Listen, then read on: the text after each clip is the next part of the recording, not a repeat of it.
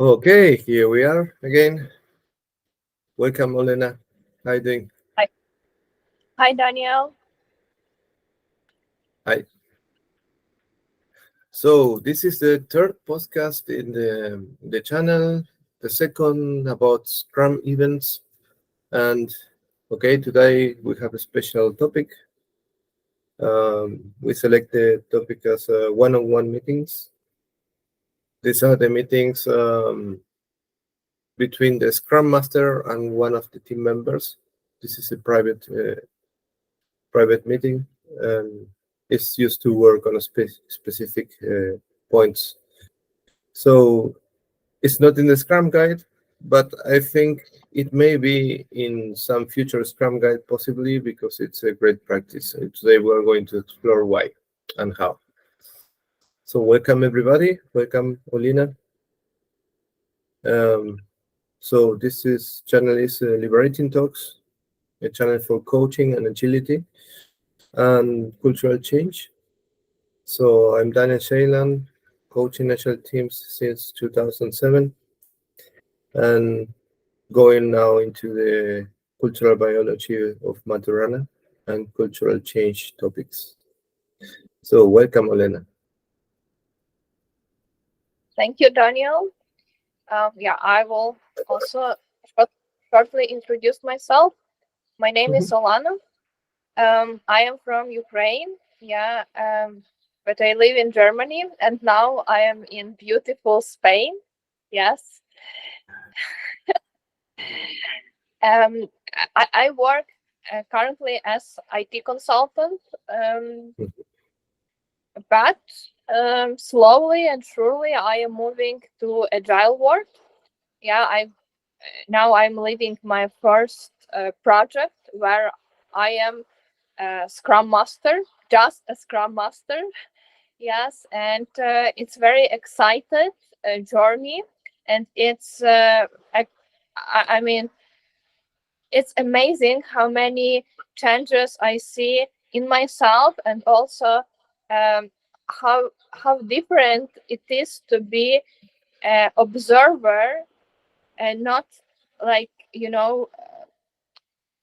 like I was a project manager. So that was very different role. And now, yes, I think about like one-to-one meeting, because I started to have it with a product owner. Yes, and it helped a lot. But that was a need. So I felt like we have to schedule weekly meetings. Otherwise, I am lost and we have disconnection. So we had difficulties to set up sprint goals, and vision was very blur. Yes, and But next is question to myself. Do I need and when I need to have one-to-one meeting with my team? And here I feel like that's good discussion to have and explore. Mhm. So So when to Daniel, have can you one-on-one share? meetings? Okay, the question is when. When is a good moment for having one-on-one Yeah. meetings? So how to catch that feeling? I will answer a when question with the why answer. So, why do we have these one-on-ones? In my perspective, and now I would like to hear your perspective. Um, in my perspective, these one-on-ones meetings comes to cover a gap that the standard Scrum framework is not covering right now. So when we have a retrospective meeting, for example, we're meeting the entire team as one collective intelligence to work on improvements.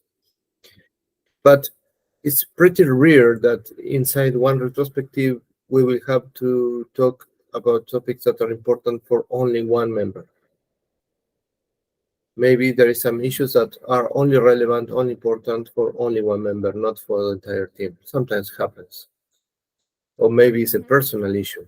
So the retrospective is not appropriate to bring personal issues, mostly if the entire team is not affected by that. And then, um, so the retrospective is focused, as we talked in the last podcast, mostly in the team as a unity. But what happens if the issue affects only one member? And what happens if the 60, 90 minutes of a retrospective is not enough to go deep in the topics? I think the main reason to do a one-on-one is to cover individual necessities and to cover deepness in topics that sometimes, because of the time constriction, um, we cannot go deep into topics. We can declare problems, identify issues, grab a couple of ideas, and then decide action items. And then the retrospective is over. But what happens if we need to have a deep discussion on a topic? We need to go deep, trying to find the root cause. Well, if you try to address a lot of topics inside one retrospective, you will reduce deepness. So you will touch every topic superficially, and Yeah, deepness is important. yeah, I Deepness agree. is important. Mm. Yeah, I started retrospective like from um, 4 questions, but now I shorten to two, so we have two main questions. Otherwise, it's not enough time, and we just jump from one to another, and Mhm. yeah, it doesn't have a good outcome. Yep. Yeah, so So here is the power of the one-on-ones. The one-on-one meeting is half an hour, 1 hour that the Scrum Master and another team member sit down together to explore a topic and go deep.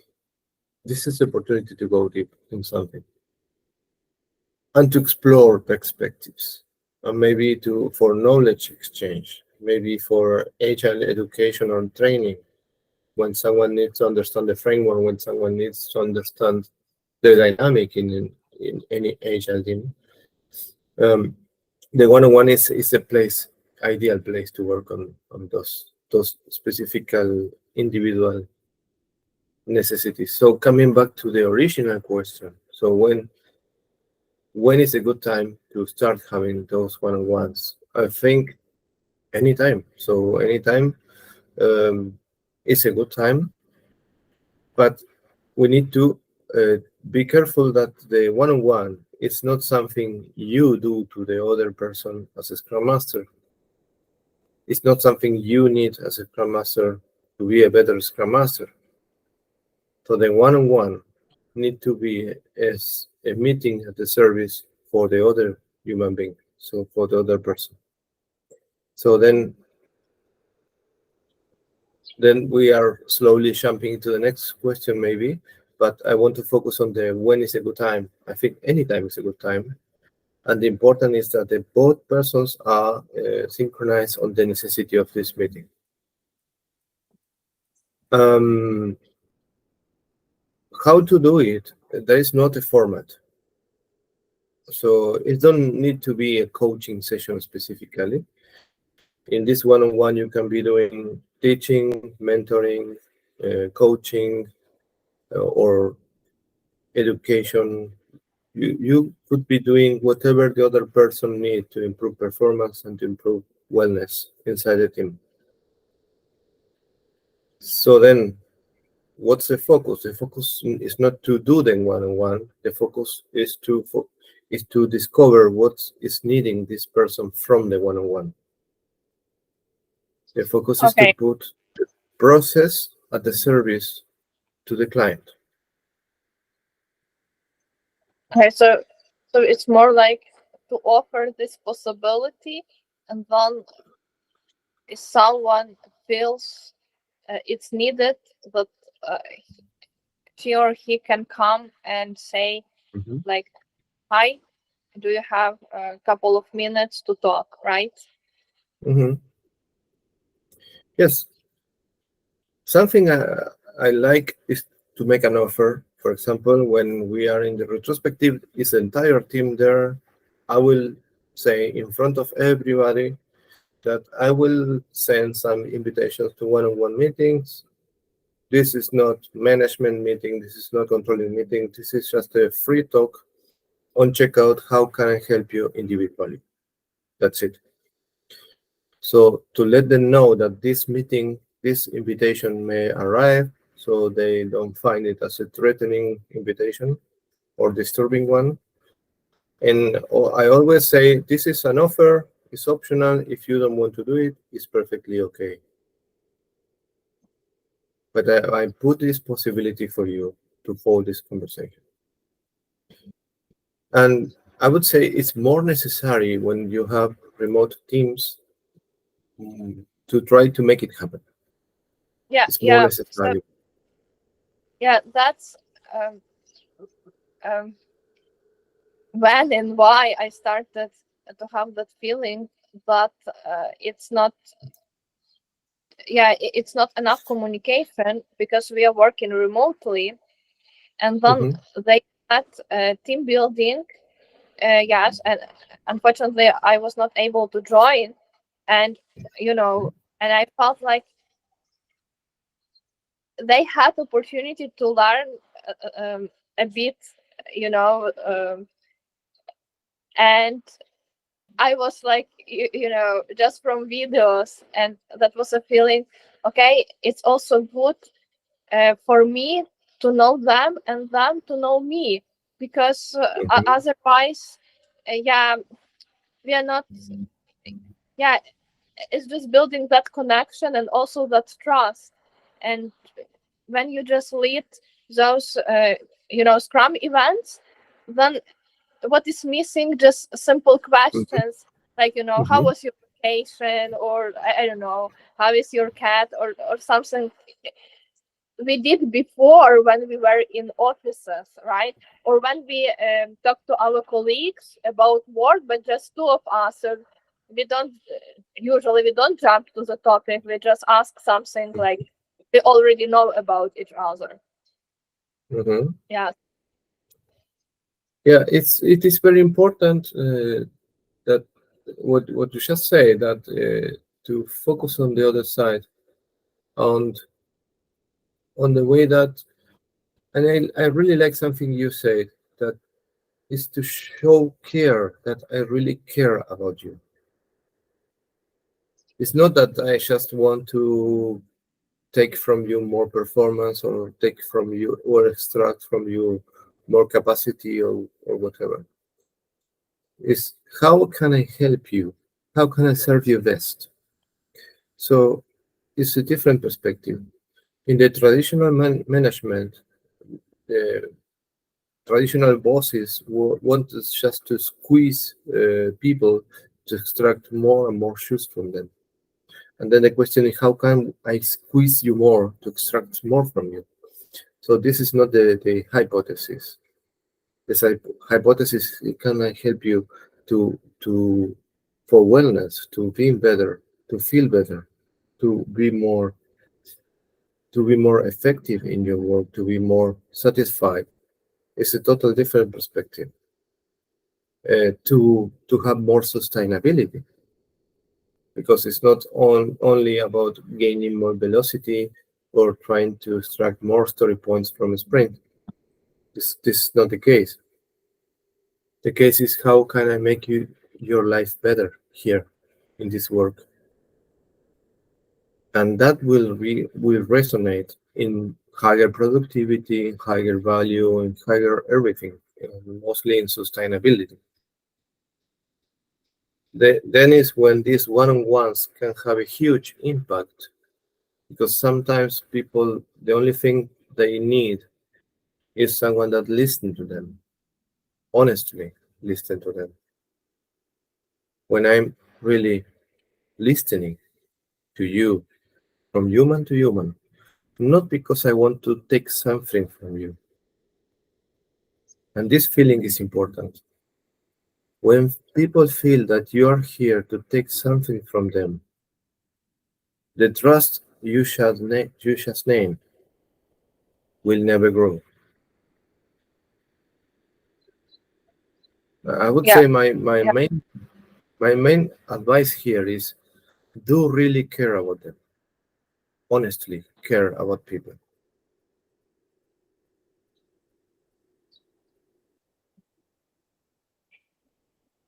and I just reminded like one situation, yes, that really surprised me when you ask, how can I help you?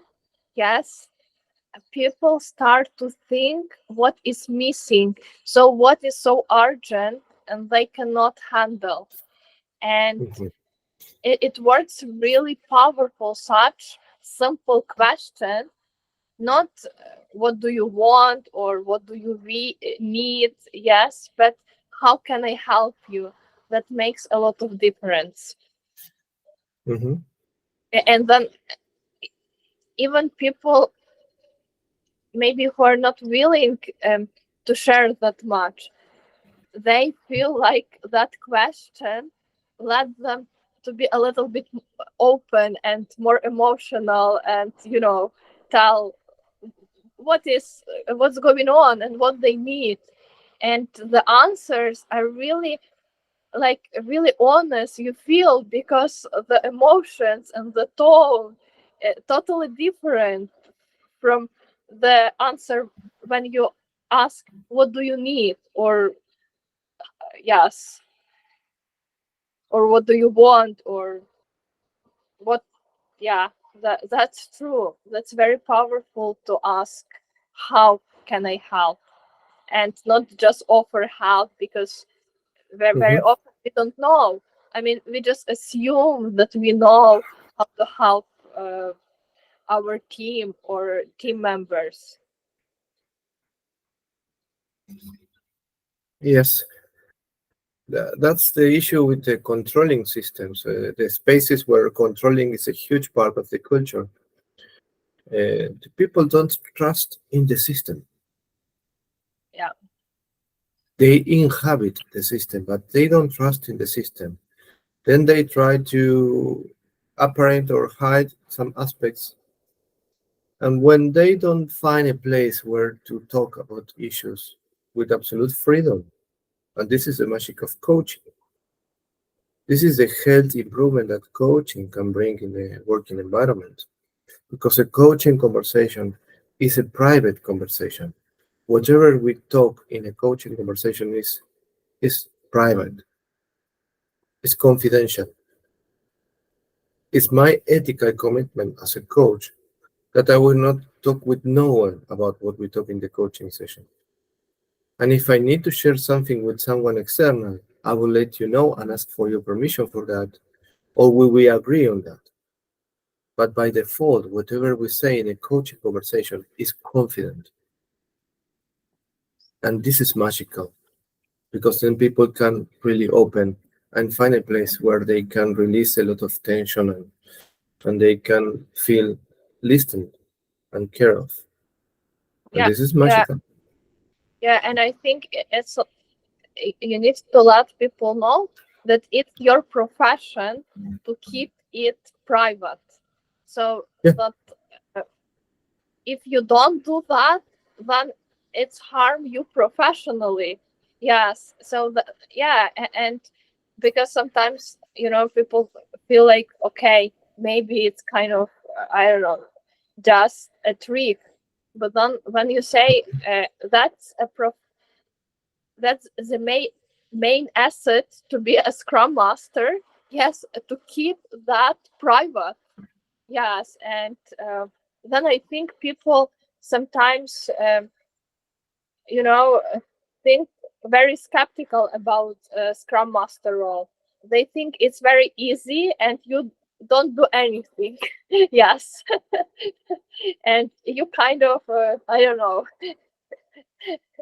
just someone who does nothing. Yeah. Yeah. That's why many It's not. managers try. Sorry, one second. That's why many managers assign two, three teams to one Scrum Master.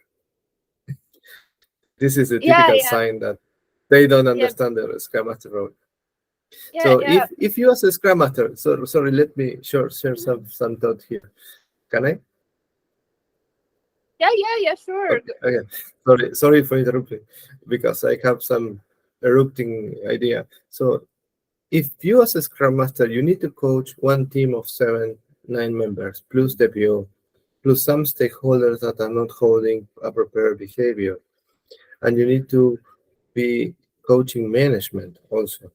So you are at the service of the team, you are at the service of the product owner, you are at the service of the organization behind the Scrum guide. How can you coach 3 teams? It's not doable. So this is a bunch of people. This is a lot of people. But Yeah, the and main a mistake lot of is, information to process. yeah, a lot of complexity. Sorry for interrupting, but I wanted to drive this note in. Yeah, yeah, I agree. And yeah, that also helps me because in our chat, yeah, uh, uh, there was like one funny. I mean, it was a joke, yes, about a Scrum Master role. But you know, in every joke, you have the piece of truth. So it means, In some yeah, way, yeah. yes, yeah. I think maybe that video also kind of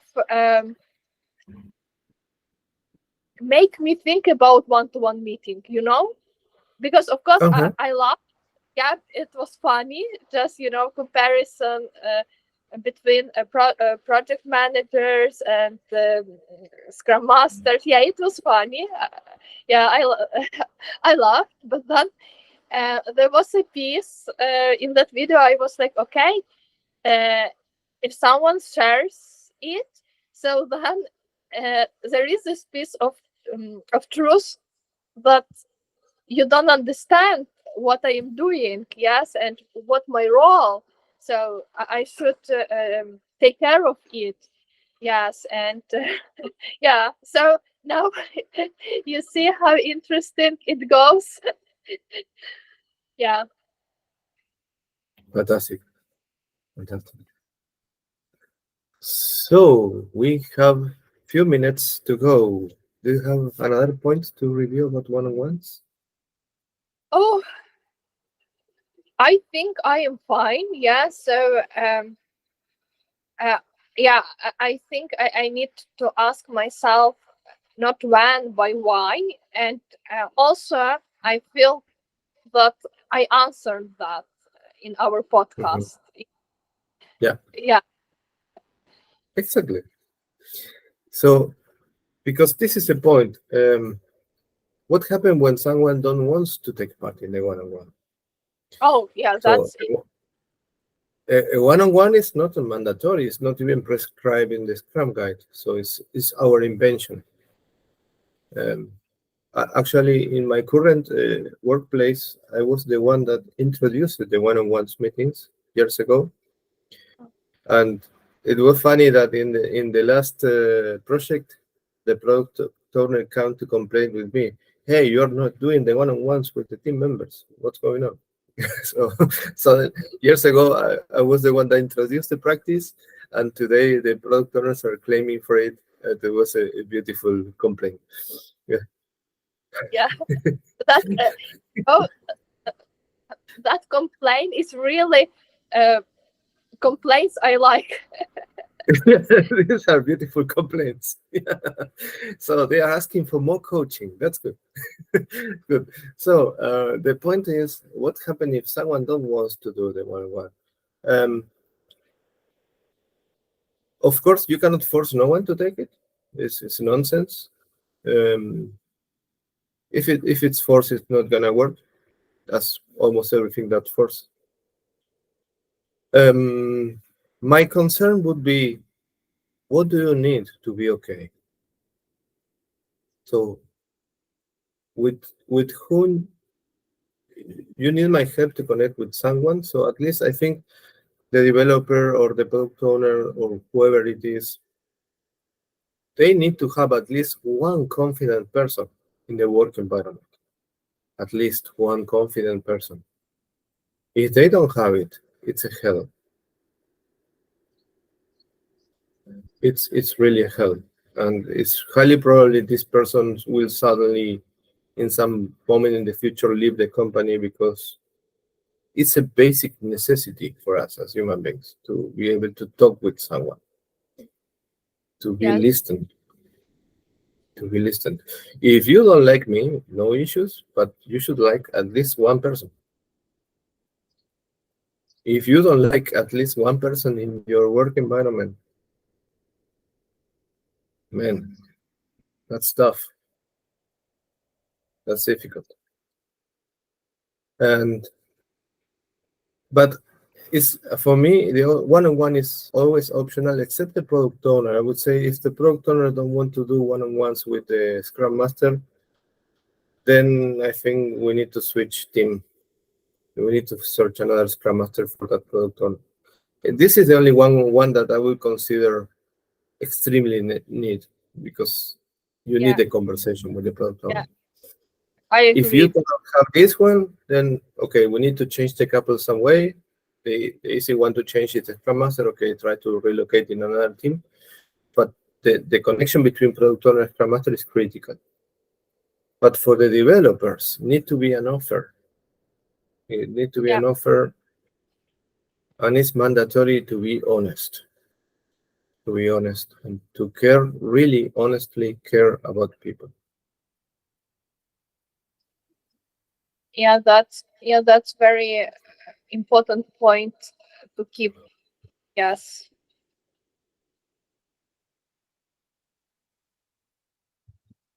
Because the last point is, what if they don't like the one-on-ones? So what happens when they say no? I don't like those meetings. I think the one-on-one is not a coaching conversation, but we need to put a lot of coaching competencies in the one-on-ones.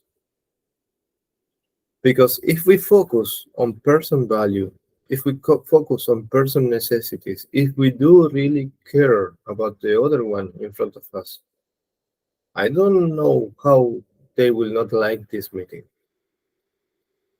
If I'm really focusing, and the very first question I do in my one-on-one is, how can I help you? How can I serve you best? Or what do you want to take out from this conversation? I start directly my first interaction checking out what you want. How can I give you what you want?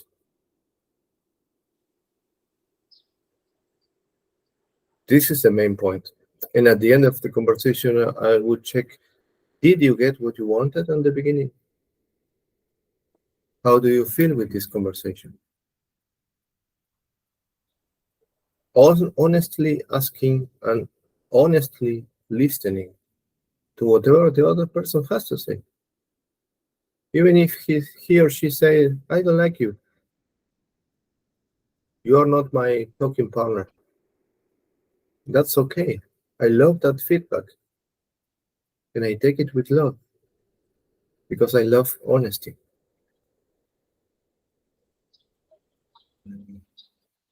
Yeah, I mean, that's okay that someone don't like us. Yes, that's just perfectly fine. It's unavoidable.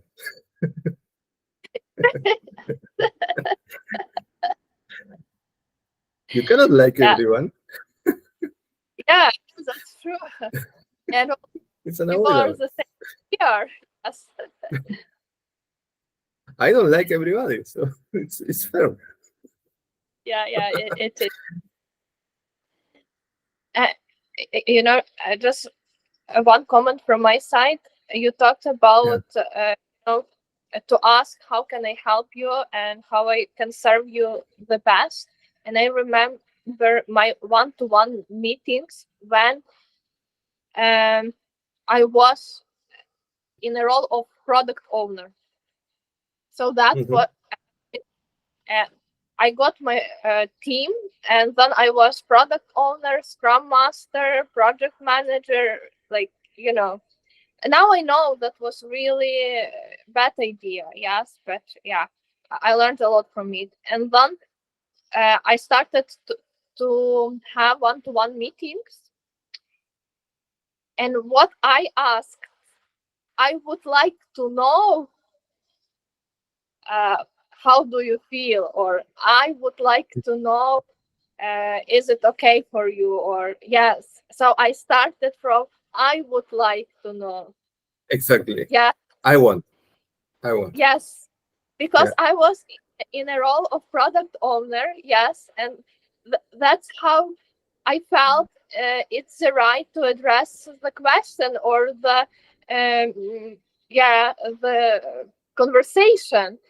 um, I think those one-to-one meetings have, um, yeah, a positive impact. Yes, but then, of course, there was no, yeah, I mean, not that honesty which you can have with Scrum Master or with your um, teammate, Mhm, because of course they saw me as a product owner, right? And yeah, mhm. so that was difficult for me and also difficult for them. Yes, and I think, yeah, those conversations were quite of emotionally tough. Yeah, yeah. So I think, yeah, product owner should be product owner, and then Scrum Master, and those two roles cannot be combined. I mean, Mhm. at least from my experience, I think it's this, yeah, it's disaster. Yes, to be honest. Yeah, that's why many people underestimate the Scrum Master profile and role. But when you see a powerful team, a nice garden that is taken care and cultivated by the good gardener, when you see the result of a good Scrum Master work, it's amazing. It's amazing. I have seen really powerful teams, strongly motivated, strongly committed, even when they don't trust management. That is usually the usual currency we work with. But they trust each other. They do trust each other, and they were a band of brothers. They were really a wolf pack together. They were a family connection, and these teams are powerful. And when you can see a good Scrum Master show, is amazing.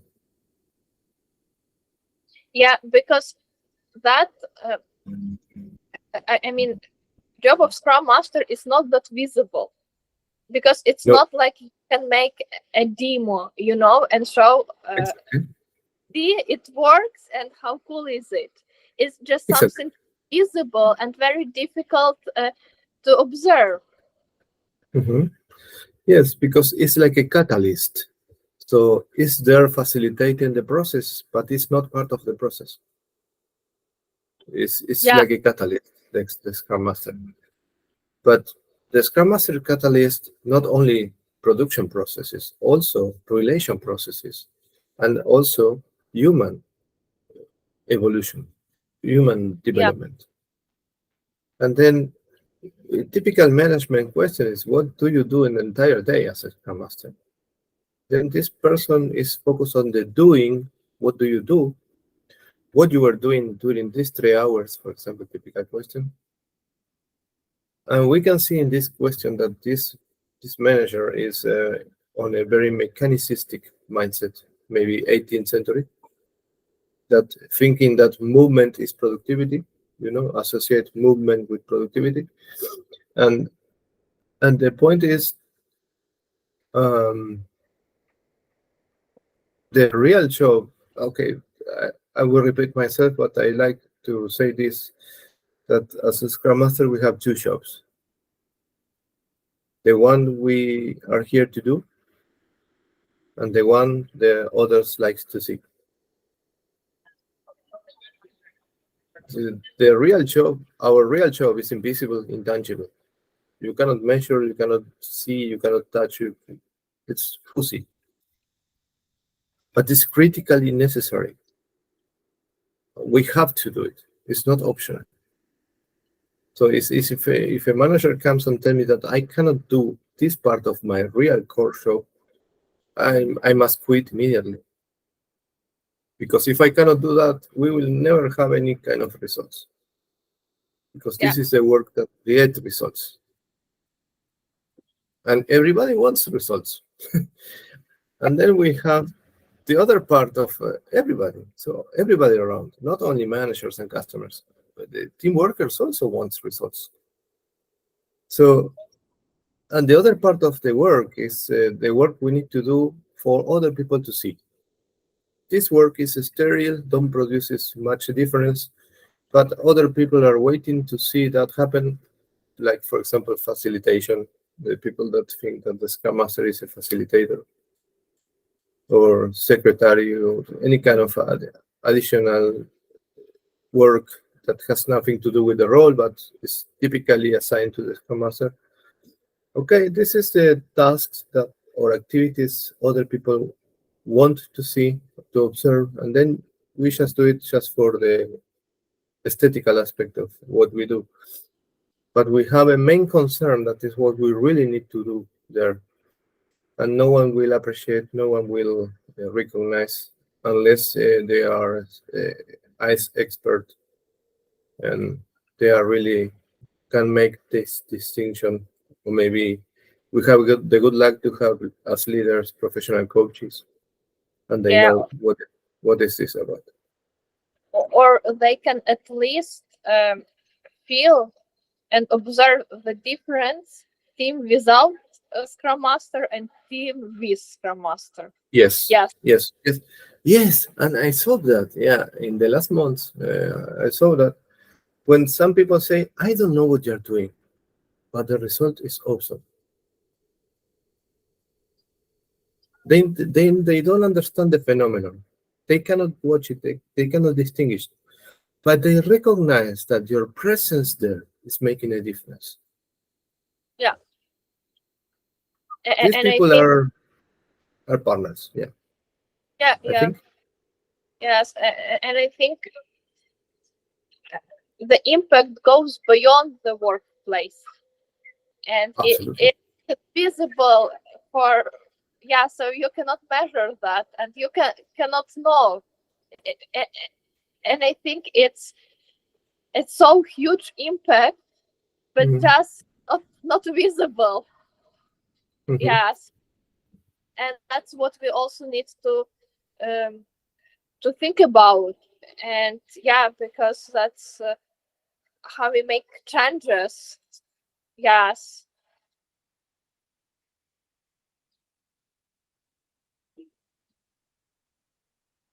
How do you feel right now, right here, with this conversation? um I feel I I feel very good. Yeah. So um yeah, maybe it's difficult to tell for now. It's just like Hmm. um I think it will produce some ideas. Yes. What I can do um differently as a Scrum Master. Yes. Hmm. And maybe I also understood that I cannot measure and cannot see how good or not good I am. Yes, I need yes to accept it, because yeah, I think I had those questions. Yeah, and now I think, okay, first you need to accept, and maybe other will do. Nice. So we have a time commitment. So how do you feel now closing the podcast? I think. we touched many topics, very important topics about one-to-one meetings, shared valuable experiences from our workplaces, and I feel very happy about it, and yeah. Good. I also feel happy and satisfied. Um, and I think we have a really amazing conversation and deep also, sharing some insights about real Scrum Master work. And I hope that this will help many other peoples beyond time and space. Yes, and if um, anyone from our listeners have any questions, suggestions, complaints, please let us know in comments. Sure. We will be Let your very comments, your questions. That's a good suggestion. Yes, absolutely. We want to know questions. So then, what do you take out for today? Two, three remarks. happy. First one, that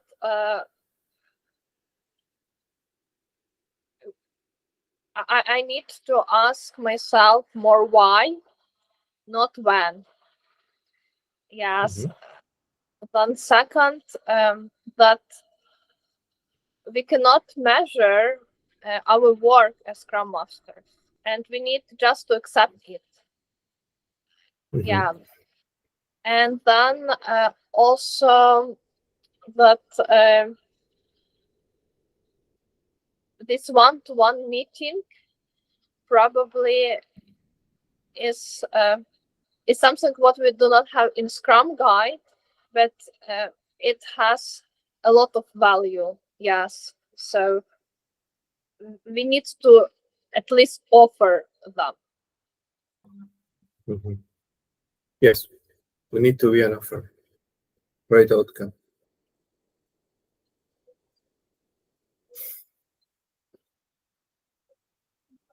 For my side, I take out your experience by being product owner and also being Scrum Master. I think this is one of your strengths, in my opinion, and to be able to be in the both roles, to know the both words, it's an advantage for you. And I take with me the great conversation, yes, great conversation we had, and the remarks and emotional insights on our past experience, and to reinforce the idea that we need to respect ourselves beyond processes, methods, and rules, and leadership, and hierarchies, and contracts. We need to do respect ourselves, because how can you respect others if you don't respect yourself? And to understand that, okay, you can apply the same logic to everything. How can you love others if you don't love yourself? If you don't allow yourself to be human, how can you realize with other humans? If you pretend to be a robot, what kind of relation can we establish?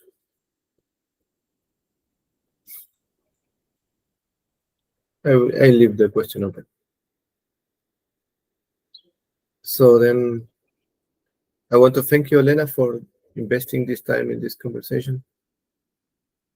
And I hope we have some questions from watchers, and we can create more content for leaders, scrum masters, product owners, and any other kind of suffering person. So thank you very much, Olena. And if you are okay, we can close now the conversation. Yes, thank you very much. Yes, for this opportunity to share and to learn. Thank you, Daniel, and thank you Thank you. all of you for listening to us. True. Sometimes I forget that, and I feel like we are alone, but we are not alone here. Some people is watching this video, so greetings for them also. Yeah. Stay healthy, stay happy, and see you on next podcast. See you. Bye bye. Thanks, Olena. Bye.